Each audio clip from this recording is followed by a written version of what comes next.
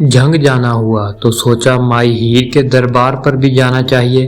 زیادہ دور نہیں تھا، پیدل ہی چل پڑا۔ 5 منٹ بعد میں دربار پر موجود تھا۔ بائیں جانب قبرستان ہے اور دائیں جانب لوگوں نے اپنی اپنی مختلف چیزوں کی دکانداری سجا رکھی ہے، جن میں چوڑیاں، لاکٹ اور مٹی کے برتن وغیرہ بھی شامل ہیں۔ زیادہ رش نہیں تھا، چند ہی لوگ تھے۔ دعا مانگ کر باہر نکلا اور واپس چل پڑا۔ چلتے چلتے یوں ہی ایک نظر قبرستان کے قریب بیٹھے لوگوں پر ڈالی تو مجھے رک جانا پڑا۔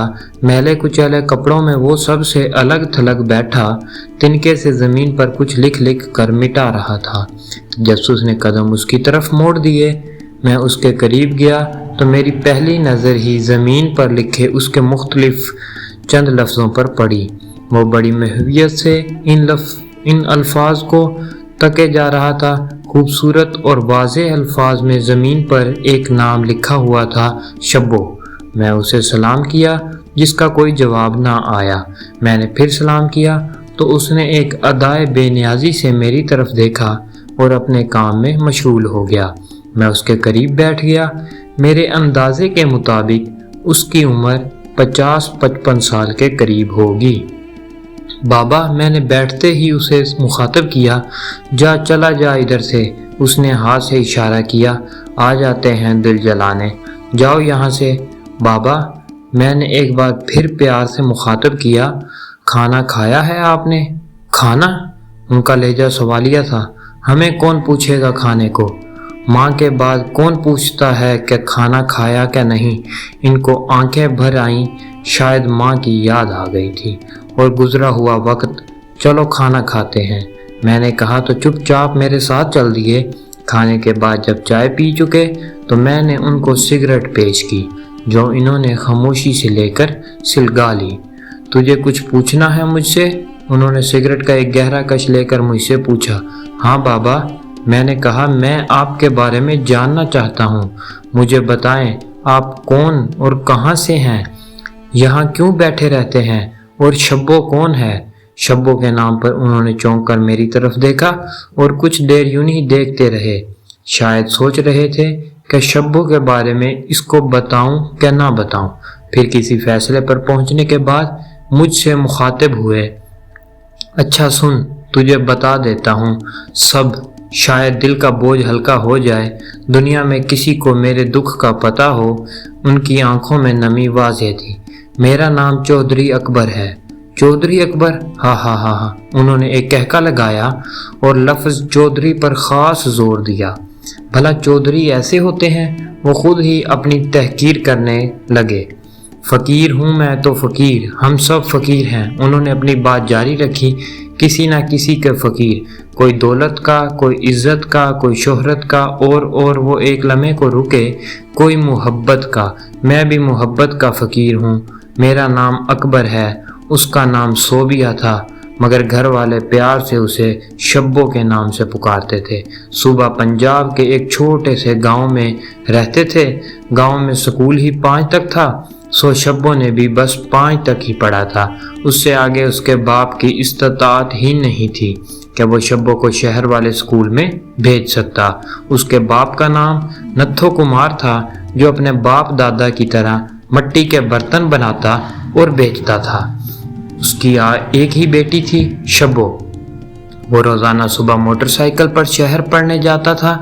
گاؤں کے چند کھاتے پیتے گھرانوں میں اس کا گھر بھی شامل تھا۔ روپے پیسے کی کمی نہیں تھی۔ 3 بھائی تھے، یہ سب سے چھوٹا اور لاڈلا تھا۔ بڑے بھائیوں کو تعلیم کا کچھ خاص شوق نہیں تھا۔ انہوں نے تھوڑا بہت پڑھا اور اپنی زمین کے کام سنبھال لیے۔ بس اسے ہی شوق تھا کہ وہ پڑھے۔ اسے اجازت تھی کہ جتنا پڑھنا ہے پڑھو۔ گاڑی ان کے گھر تھی، مگر وہ موٹر سائیکل پہ یونیورسٹی جاتا تھا۔ اسے اپنے والد اور دوسرے بھائیوں کی طرح اپنی دولت کی بے جان نمائش کا شوق نہیں تھا۔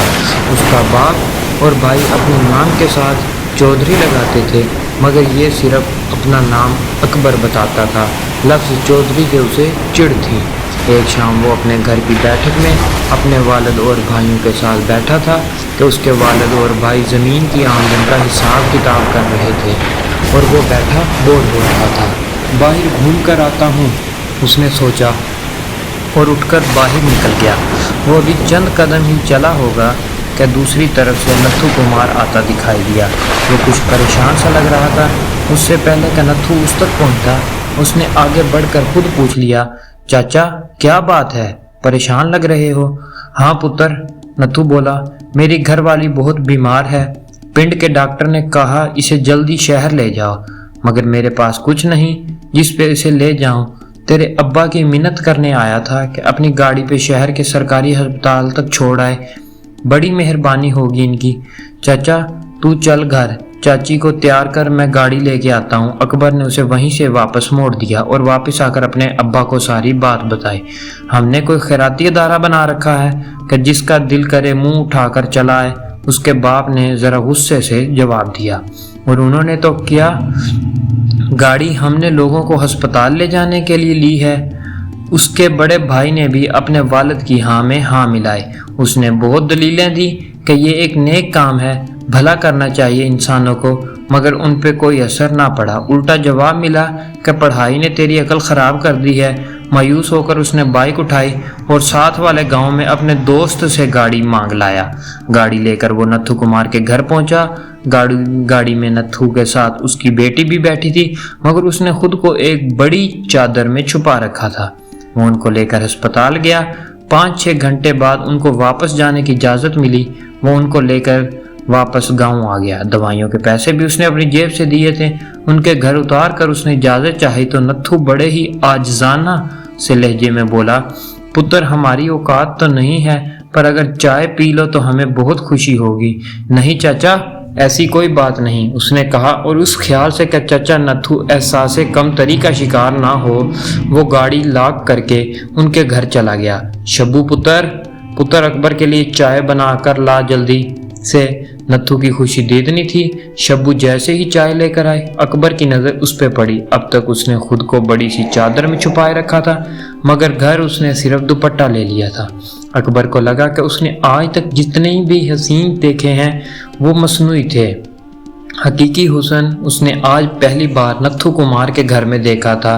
خالص، سادہ اور معصوم حسن کا پیکر تھی وہ۔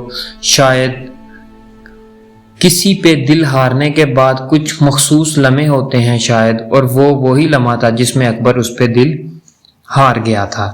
وہ 6 ماہ بے چین پھرتا رہا، پھر اس نے اپنی تایا زاد بہن کے ہاتھوں اس تک پیغام پہنچایا تھا کہ میرا جینا مرنا اب تیرے ہاتھ میں ہے، میں تجھ سے شادی کرنا چاہتا ہوں، اگر میں تجھے ناپسند نہیں تو میرا ساتھ دو۔ موبائل کا دور نہیں تھا، ورنہ شاید اسے اتنی مشکل نہ ہوتی۔ محبت قبول کر لی گئی تھی اکبر کی۔ شبو نے اسے کہا کہ وہ صرف اسی کی ہے، بس اگر اس میں ہمت ہے تو وہ اسے بیاہ کر لے جائے، وہ اس کا انتظار کرے گی۔ کچھ عرصہ یونہی پیغام رسانی کے ذریعے ایک دوسرے سے دل کے حالات بیان کیے جاتے رہے، اور پھر ایک دن ملاقات کا مقرر ہو گیا۔ شبو کی سہیلی کے گھر ان کی پہلی ملاقات ہوئی، پھر 2-4 ہوئیں، وعدے ہوئے۔ ایک صبح گاؤں میں خبر پھیل گئی کہ شبو کسی کے ساتھ گھر سے بھاگ گئی ہے۔ اکبر کے لیے یہ بات ناقابل یقین تھی کہ شبو کسی کے ساتھ بھاگ جائے۔ کس کے ساتھ؟ اس نے سوچا، جینے مرنے کے وعدے تو اس نے میرے ساتھ کیے تھے۔ پھر وہ کسی کے ساتھ بھاگ گئی، کسی اور کے ساتھ بھی وہ نہیں۔ اس کے دل نے نفی کی، وہ اتنی بھولی بھالی سی، اتنی چکر باز نہیں ہو سکتی، مجھ سے وہ دھوکہ نہیں کر سکتی۔ مگر گئی کہاں اور کیوں؟ سوچ کر اکبر کا دماغ پھٹا جا رہا تھا۔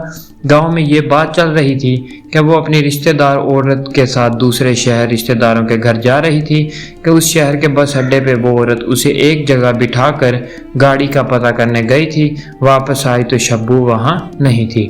اس عورت کا کہنا تھا کہ شبو نے کسی کو ٹائم دے رکھا ہوگا اور وہ وہاں سے اس کے ساتھ بھاگ گئی ہوگی۔ شبو کو تیار کیا جا رہا تھا، کوئی خاص مہمان آنے والے تھے شاید۔ 6 مہینوں میں ایسا کئی بار ہو چکا تھا۔ اسے کھانے پینے کو دیا جاتا اور کسی نے بھی اسے چھوا تک نہیں تھا۔ بس کچھ دن بعد کچھ مہمان آتے اور شبو کو تیار کر کے ان کے سامنے بٹھا دیا جاتا تھا۔ اسے کچھ بھی بولنے کی اجازت نہیں تھی، اس سے زیادہ اور کچھ نہیں۔ پھر ایک دن اس کی کوئی نیکی اس کے کام آ گئی۔ اس گھر کے بوڑھے چوکیدار نے اسے خاموشی سے نکال کر اڈے تک پہنچا دیا، اور صبح ہوتے ہی شبو اپنے گھر پہنچ چکی تھی۔ گاؤں میں ایک بار پھر شور مچا۔ کہ شبو واپس آ گئی ہے۔ شبو نے جو بتایا اس لباب یہ تھا کہ اس کی رشتہ دار عورت اس کو رشتہ داروں سے ملنے کے بہانے لے گئی اور اس نے شبو کو کسی کے ہاتھ بیچ دیا تھا، جہاں وہ 6 مہینے رہی اور آج چوکیدار کو اس پر رحم آ گیا تو اس نے اسے وہاں سے نکال دیا۔ یہ بات سچ تھی بھی، مگر کسی نے اس کی بات پر یقین نہ کیا اور اس کی رشتہ دار عورت نے قسم کھا کر یقین دلایا کہ شبو جھوٹ بول رہی ہے۔ خلقت تو کہنے کو فسانے مانگے، لوگوں کو تو ایک موضوع ہاتھ آ گیا تھا، سو شب نے شبو کو بدنام کرنے میں اپنا حصہ ڈالا۔ کئی ایک نے تو اسے طوائف کا لقب دے دیا۔ گاؤں میں بس 3 لوگ تھے جن کو شبو کا یقین تھا، اس کے ماں باپ اور اکبر۔ میں شبو سے شادی کرنا چاہتا ہوں۔ اکبر کی بات نے گھر میں گویا دھماکہ کر دیا تھا۔ وہ شبو سے ملا تھا اور شبو نے اس سے کہا تھا کہ اکبر تو بھی مجھے نہیں۔ اکبر نے اس کی بات کاٹی، مجھے یقین ہے تو پاک دامن ہے شبو، اس آوارہ سے شادی کرے گا تو؟ اس کے بھائی اور بھائیوں نے نفرت اور حقارت سے کہا۔ اس کے والد نے تو صاف کہا، تو اگر 6 مہینے پہلے بھی کہتا تو بھی یہ ناممکن تھا، اور اب تو وہ 6 مہینے باہر گزار کر آئی ہے۔ پتہ نہیں کس کے ساتھ۔ اس کے باپ نے معنی خیز لہجے میں بات دوری چھوڑ دی۔ اکبر کا دل تڑپ اٹھا تھا، مگر وہ اپنے باپ سے بدتمیزی نہیں کر سکتا تھا۔ وہ کہاں ہم کہاں، بھلا نالی کی اینٹ بھی کبھی چوبارے میں لگ سکتی ہے؟ اس کے باپ نے لہجے میں واضح نفرت اور حقارت تھی۔ ابا خدا کے لیے، اکبر نے تڑپ کر کہا، ایسی باتیں نہ کریں، وہ بھی انسان ہی ہیں۔ مجھے اگر یہ پتہ ہوتا کہ پڑھائی تیرا دماغ خراب کر دے گی، تجھے اونچے نیچے کی پہچان ہی نہیں رہے گی، تو میں تجھے کبھی پڑھنے نہیں دیتا۔ اس کے باپ نے اپنی چودراہٹ جتائی۔ اکبر کو حکم ملا تھا کہ اگر شبو سے شادی پر قائم ہو تو گھر چھوڑ کر جا سکتے ہو، اور اس نے اپنی محبت کی بجائے گھر چھوڑنے کو ترجیح دی تھی۔ وہ وہاں سے سیدھا دوسرے شہر اپنے ماموں کے گھر چلا گیا۔ کچھ دن بعد وہ واپس آیا اور شبو کے باپ کے پاس گیا۔ شاید شبو کا باپ راضی ہو بھی جاتا، مگر اسے اکبر کے باپ کا پیغام مل گیا تھا کہ نالی کے اینٹ چوبارے میں لگانے کی کوشش مت کرنا، ورنہ انجام برا ہوگا۔ شبو کی شادی کر دی گئی تھی۔ اس کا شوہر نہ صرف عمر میں اس سے بڑا تھا بلکہ پہلے سے شادی شدہ تھا، بیوی کو طلاق دے رکھی تھی۔ اکبر کے لیے دنیا میں کچھ نہیں بچا تھا۔ وہ شہر شہر آوارہ گردی کرتا رہا، نہ اسے کھانے کی فکر تھی نہ رہنے کی، زندگی در بدر لیے پھرتی رہی اسے۔ کچھ دن سے وہ یہاں ہیر کے دربار پہ تھا۔ چودھری اکبر نام ہے میرا، اس نے بات ختم کی اور نظریں اٹھا کر میری طرف دیکھا۔ آنسو اور بے بسی کے سوا کچھ نہیں تھا ان آنکھوں میں۔ دل پہ چوٹ سی لگی۔ پتہ ہے، وہ مجھ سے مخاطب ہوا، شبو نے جب کہا تھا کہ اکبر تجھے مجھ پہ یقین ہے کہ نہیں، تو میں نے اسے جواب دیا تھا کہ شبو مجھے تیری پاک دامنی پہ اتنا یقین ہے کہ میرا ایمان ہے کہ تیرے دامن پہ فرشتے نماز پڑھ سکتے ہیں۔ اور وہ یہ بات سن کر بے حد روئی تھی۔ اس نے کہا تھا، اکبر مجھے میری محبت کا صلہ مل گیا ہے، میں سکون سے مر سکوں گی، اب مجھے اور کچھ نہیں چاہیے۔ پاگل تھی وہ دھیرے سے بولا تھا، محبت بھی کبھی بے یقین ہوتی ہے۔ وہ مسکرایا، اگر دل سے محبت ہو، محبت بھی کبھی داغدار ہو سکتی ہے بھلا، محبت تو ہوتی ہی پاک دامن ہے۔ اور میں سوچ رہا تھا، ہیر رانجھے جیسی محبت کرنے والے، تجھے کیا پتا وہ پاک دامن محبتیں اب زمانے میں نایاب ہیں۔